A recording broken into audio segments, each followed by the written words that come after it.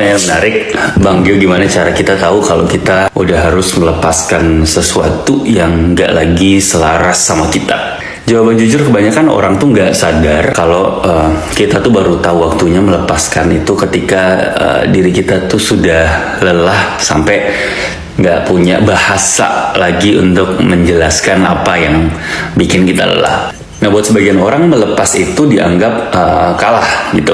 Nah, buat sebagian lain dianggap pelarian. Tapi kalau buat gue sendiri tuh melepaskan itu ya bukan tentang pergi gitu, tapi tentang berhenti menyakiti diri sendiri.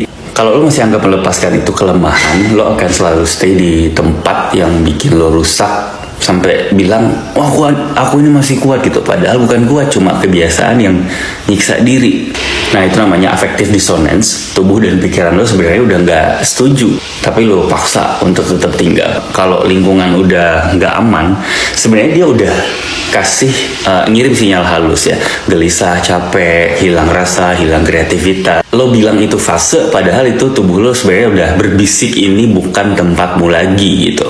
Jadi sebenarnya sejak itu frekuensi lo udah berubah, hubungan, pekerjaan, atau lingkungan yang dulu resonate, sekarang tuh rasanya jadi noise. Lo bukan benci, lo cuma nggak nyambung lagi, dan segala yang tidak nyambung itu ya nggak bisa dipaksakan. Kayak misalnya lo lagi duduk di kursi yang awalnya tuh empuk, lama-lama busanya tipis. Setiap hari lo duduk di situ bukan karena nyaman, tapi karena udah kebiasaan. Sampai suatu hari lo bangun dari kursi itu dan sadar, oh ternyata badan gue nggak sakit kalau gue nggak duduk di sana.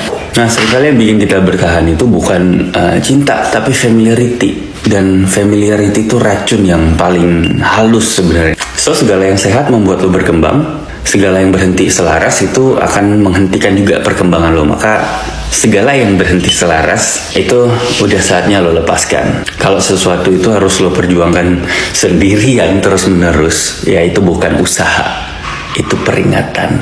So, jadi kapan waktunya melepaskan? Saat diri lo berhenti menjadi diri lo sendiri. Nah, dan percayalah, semesta itu jarang memaksa kita untuk melepas. Dia cuma nunjukin bahwa kita udah berubah. Sisanya terserah keberanian lo.